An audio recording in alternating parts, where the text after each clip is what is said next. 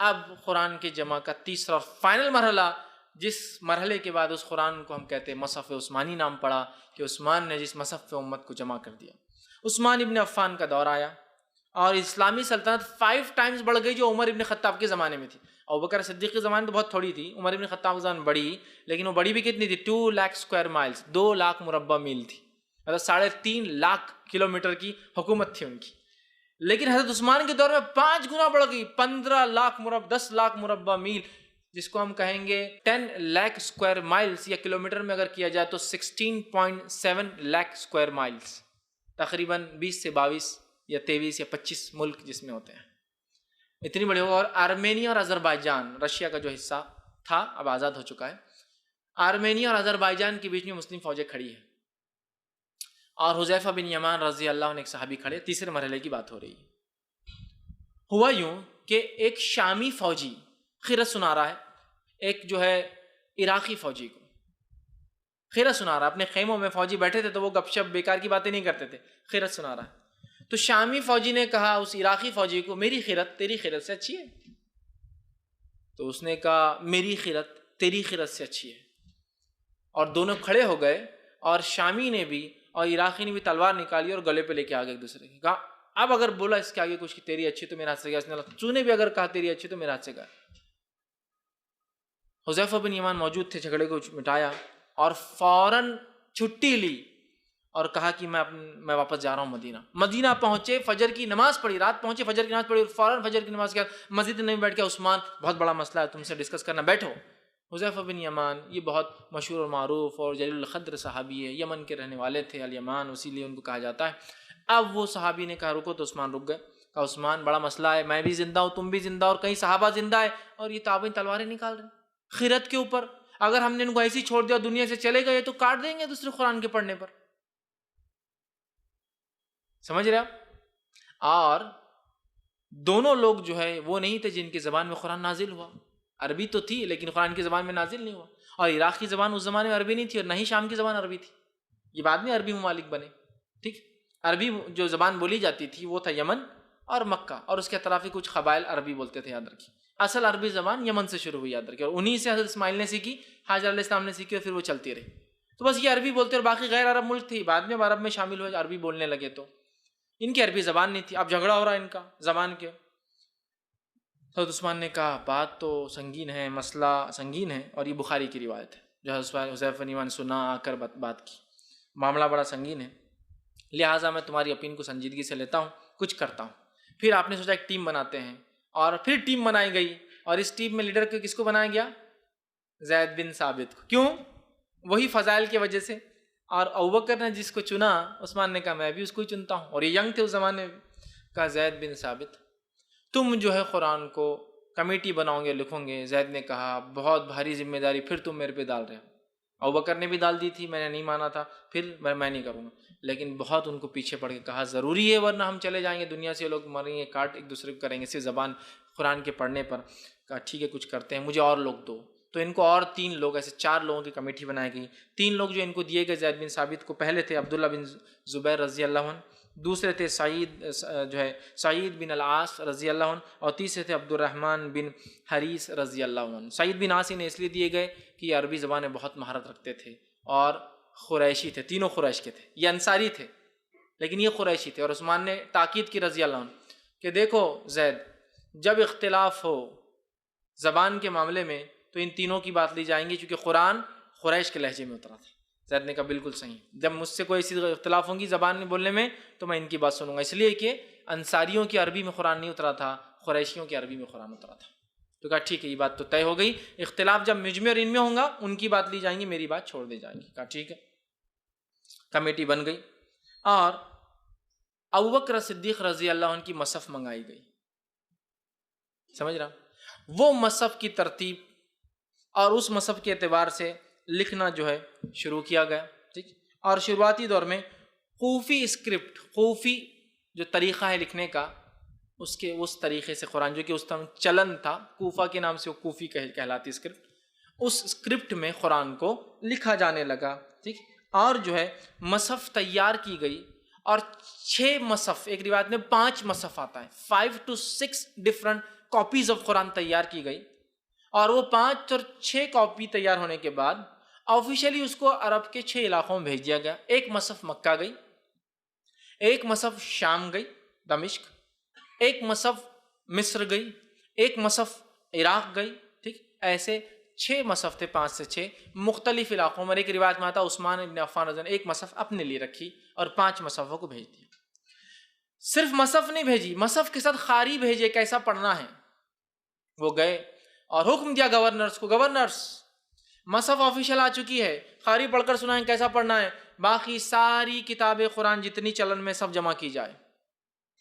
Governors نے پوری کتابیں جمع کی جو جو ان کے پاس چلن میں تھی، اور اس کے بعد عثمان نے حکم جاری کیا جو کہ بہت ہی، جس کو ہم کہیں گے عام زبان میں ایک ڈیسائسو سٹیپ تھا، لیکن نیسیسری سٹیپ تھا، بہت ہی خطرناک قدم تھا لیکن ضروری قدم تھا۔ کہا ساری مصحف جمع کی جائے، بحکم خلیفہ سب کو آگ لگا دیا جائے۔ عبداللہ ابن مسعود کھڑے اور کہا عثمان میں تمہارے اس فیصلے کے خلاف ہوں، تم اللہ کی کتاب کو کیسے جلا سکتے ہو؟ لیکن بعد میں عثمان نے اور جب دیگر لوگوں نے سمجھایا، بالاتفاق صحابہ کے اجماع کے ان سارے قرآن کو جلا دیا گیا جو ان مصحف سے ہٹ کر تھے۔ اب آپ کہیں گے عثمان نے کیوں کیا یہ رضی اللہ عنہ؟ وہ اس لیے عثمان بن عفان یہ سوچ رہے تھے کہیں ایسا نہ ہو کچھ مصحف باقی رہے جس کی وجہ سے اختلاف امت میں قرآن کے معاملے میں رہ جائے۔ کیوں ایسا؟ کیوں اختلاف کہہ سکتے؟ کیوں قرآن الگ تھا؟ اس لیے بہت سارے قرآن کی کاپیاں چلن میں تھی، وہ کاپیز تھی جو صحابہ کی پرسنل بکس تھی۔ جیسے کہ عبداللہ ابن مسعود بھی خاموشی سے قرآن اپنا لکھا کرتے تھے الگ سے گھر جا کر، لیکن رسول اللہ نے ویریفیکیشن نہیں کیا تھا اس کتاب کا۔ جیسے ٹیچر بچوں کو پڑھا رہا ہوں، آپ لوگ نوٹس بتا رہے ہیں، کچھ لوگ آ کے مجھ سے نوٹس چیک کراتے ہیں، میں اس کو چیک کرتا ہوں تو یہ آتھینٹک نوٹس ہے، لیکن کچھ نوٹس آپ بنا کے گھر لے جاتے ہیں، میں چیک نہیں کرتا ہوں، لہٰذا یہ ان آتھینٹک نوٹس ہے۔ تو بہت سارے صحابہ کیا کرتے تھے، گھر جا کے پرسنل لکھتے تھے۔ کچھ لوگ وہ سورے لکھتے تھے جو ان کو یاد نہیں ہو رہے، کچھ لوگ وہ صورتیں لکھتے تھے جو ان کو پسند ہے، کچھ لوگ وہ صورتیں لکھتے تھے جو ان کو لگتا ہے لکھنا چاہیے، کچھ لوگ وہ صورتیں لکھتے تھے جو ان کو سنے آتی تھی، آپ نے سنا اور لکھ لیا، سمجھ رہے آپ؟ پرسنل نوٹس تھے۔ امکان تھا کہ یہ پرسنل لکھے ہوئے قرآن آگے چل کے نقصان دہ ثابت ہو سکتے ہیں۔ جیسے کوئی کہے کہ عبداللہ ابن عباس نے تو اتنا ہی قرآن لکھا، قرآن اتنا ہی ہے، سمجھ رہے آپ کیا ہوتا تھا؟ حضرت عثمان نے کوئی قرآن میں کمی یا زیادتی نہیں کی، کوئی ترتیب کو نہیں بدلا۔ قرآن میں سوروں کی ترتیب وہی جو اللہ کی طرف سے اللہ کے رسول کو بتائی گئی تھی، آیتوں کی ترتیب وہی ہے جو اللہ کی طرف سے رسول اللہ صلی اللہ علیہ وسلم کو بتائی گئی تھی، کچھ چینج نہیں کیا، صرف سیکوینس آپ نے کیا، اچھے سے لکھوایا، آفیشیل کاپیز بنائی۔ اور حضرت ابوبکر کی مصحف میں اور بھی حرف تھے۔ اب یہ حرف کیا ہے؟ ایک بہت لمبا وہ ہے کہ قرآن 7 حرف میں 7 الگ الگ طریقوں سے نازل ہوتا تھا، وہ تھے، لیکن اب عثمان نے سوچا یہ باقی اب نہیں رکھے جا سکتے ہیں، لہٰذا کوئی ایک حرف پہ متفق ہو جاتے ہیں، اور جو آپ کو بہتر لگا آپ نے لکھ دیا، اور وہ ایک حرف ہمارے پاس موجود ہے آج کی قرآن کے شکل میں۔ تو اب یہ کاپیز اگر بچ جاتی ایکسٹرا تو کیا کریں گی؟ یہ کاپیز نقصان دیں گی، اختلاف ہوں گی۔ آپ نے ساروں کو جمع کرایا، عبداللہ ابن مسعود بعد میں مان گئے اور آگ لگا دی گئی۔ یہ بہت خطرناک قدم تھا لیکن ضروری اقدام تھے، جلا دی گئی اور یہ کاپی ختم کر دی گئی۔ تو پھر اب عثمان ابن عفان رضی اللہ عنہ کی مصحف کہاں ہے؟ تو الحمدللہ عثمان ابن عفان رضی اللہ عنہ کی 6 مصحف میں سے 2 مصحف آج بھی محفوظ ہے، اور یہ معجزہ قرآن کے علاوہ کسی دھارمک اور مذہبی کتاب کا نہیں۔ الحمدللہ نبی اکرم صلی اللہ علیہ وسلم کی وفات کے بعد 24 یا 25 ہجری میں یہ کام عثمان ابن عفان نے کرایا۔ نبی کے بعد 25 سال بعد جو قرآن لکھا گیا وہ آج تک موجود ہے الحمدللہ۔ توریت کا کوئی نسخہ موجود نہیں آج تک، اور انجیل کا کوئی نسخہ موجود نہیں آج تک۔ جتنے نسخے لیے گئے وہ عیسیٰ علیہ السلام کے 500 سال بعد لکھی گئی، 500 ایئر بعد۔ بدھ مذہب کی جتنی کتابیں بدھ کے دنیا کے جانے سے 300 سال بعد لکھی گئی، موسیٰ علیہ السلام کی دنیا سے جانے کے 1800 سال بعد توریت لکھی گئی۔ الحمدللہ قرآن کا معجزہ ہے، اس کے جس پر نازل ہوا اس کے جاتے ہی 25 سال میں لکھا گیا، اور الحمدللہ ثم الحمدللہ وہ نسخہ آج بھی موجود ہے، یہ اس کی خصوصیت ہے، یاد رکھیے۔ اور ایک نسخہ توپکاپی میوزیم استنبول ترکی کے اندر آج بھی موجود ہے جو عثمان بن عفان نے لکھوایا تھا، اور دوسرے نسخے کے تعلق سے آتا ہے کہ یہ جو ہے تاشقند کے اندر دوسرا نسخہ آج ہی موجود ہے، اور ایک قول کے مطابق Berlin museum of natural history کے اندر ایک تیسرا نسخہ موجود ہے۔ بہرحال اس میں اختلاف ہے وہ کیسے ہے اور کیا ہے، اور ایک روایت کے مطابق یہ نسخہ مدینے میں تھا، مدینے سے یہ برٹشرز اس کو اٹھا کر لے گئے۔ سیکنڈ ورلڈ وار کے دوران جرمن فوج کے ہاتھ ان کی ٹکڑی لگی، جرمن سے ان سے چرایا، وہ پہنچا برلن میں، اور برلن میں جانے کے بعد ترکوں نے جب جنگ چالو ہوئی تھی ان سے ریکویسٹ کی، چونکہ ترکی جرمنی کے سائڈ تھا ورلڈ وار کے اندر، اس نے جرمن نے ان کو جو ہے تحفتاً وہ قرآن دیا، اور وہاں سے وہ توپ کاپی میوزیم استنبول میں آ گیا نسخہ، ایسا گھومتے ہوئے آیا۔ اور ایک تاشقند میں آج ہی موجود ہے۔ تاشقند کے نسخے کے تعلق سے کچھ لوگ اختلاف کرتے ہیں یا نہیں ہے، لیکن جو توپ کاپی میوزیم استنبول میں اس کوئی اختلاف نہیں کہ عثمان ابن عفان کے دور کا نسخہ ہے۔ الحمدللہ کسی مذہب کی کتاب کی یہ خصوصیت نہیں جو اس کتاب کی خصوصیت ہے۔ حافظہ ہے جن پہ اترا وہ بھی موجود ہے، جس پر اترا وہ جانے کے 25 سال بعد اس کتاب کو محفوظ کر لے گا، کوڈیفائی کر لے گا۔ عثمان نے نہ کوئی چیز ایڈ کی، نہ کوئی چیز نکالی، نہ کوئی چیز ڈالی، سوائے ترتیب کی اور قرأت کا جو اختلاف ہو رہا تھا اس کو ختم کرنے، اور حرف کا جو اختلاف تھا اسے ختم کرنے کے لیے جمع کیا، اور باقی نسخوں کو جلا دیا گیا۔ یاد رکھیے جو ہے تاشقند میں ایک جو نسخہ موجود ہے۔ اسی طرح جو ہے عثمان بن عفان نے دوسری جو جلانے کا حکم دے دیا، اور وہ تمام مصحفیں جلا دی گئی۔ اس کے بعد ابوبکر صدیق کی مصحف ابھی بھی باقی تھی، جو کہ حفصہ رضی اللہ عنہ کے پاس تھی، رضی اللہ عنہ کے پاس۔ عثمان نے کہا حفصہ اسے مجھے دے دو۔ اب یہی ایک چیز باقی جس سے اختلاف ہو سکتا ہے۔ حفصہ نے کہا یہ تو امانت ہے، میرے والد نے مجھے دیا تھا، یہ تو عثمان تم کو کبھی نہیں مل سکتی۔ عثمان ابن عفان دنیا سے چلے گئے، ان کا انتقال ہو گیا، ایک مصحف باقی تھی، اختلاف کا ایک دروازہ ابھی بھی کھلا تھا، اور وہ مصحف ان کی کسٹڈی کے اندر تھی۔ تو عثمان ابن عفان نے جو ہے جو مصحف کے لیے اسٹائل اختیار کیا تھا وہ کوفی تھا۔ اسی طرح جو ہے اب دور آیا علی بن ابی طالب کا، لیکن مصحف کے ترتیب کے دور ختم ہوئے، جمع کا دور ختم ہوا، پہلا اللہ کے رسول صلی اللہ علیہ وسلم، دوسرا ابوبکر صدیق، تیسرا عثمان ابن عفان، ختم ہوا۔ آج جو قرآن آپ اور میں پڑھتے ہیں وہ عثمان ابن عفان رضی اللہ عنہ کا جمع کرتا ہے، اسی لیے عثمان ابن عفان کا ایک لقب ہے جامع القرآن، قرآن پہ امت کو جمع کر دینے والا عثمان ابن عفان۔ اور اس مصحف کو کیا کہتے ہیں؟ اس قرآن کو مصحف عثمانی، وہ عثمانی خلیفہ کی وجہ سے نہیں، عثمان ابن عفان، کیونکہ انہوں نے اس قرأت پہ اور اس مصحف پہ امت کو لا کر جمع کر دیا۔ ابھی ابوبکر صدیق کی مصحف کا کیا ہوا انشاءاللہ آخر میں وہ بھی آئیں گا، چونکہ وہ تاریخ کے حساب سے اس کو بعد میں ختم کیا گیا۔ اب علی بن ابی طالب کا دور آیا۔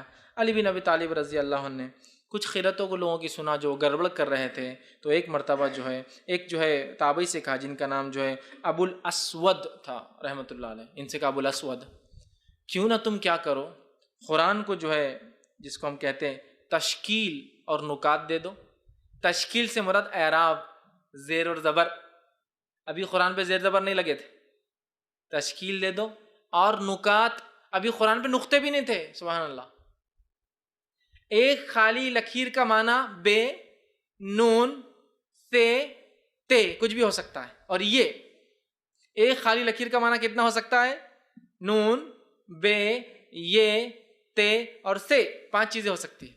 لیکن عرب چونکہ ماہر تھے اپنی زبان میں، ان کو نہ نکات کی ضرورت تھی نہ اعراب کی ضرورت تھی، جس کو کہتے ہیں ڈاٹس اینڈ ڈائیکریٹیکل مارکس، دونوں کی ضرورت، تشکیل کچھ بھی نہیں چاہیے تھے ان کو۔ کیوں؟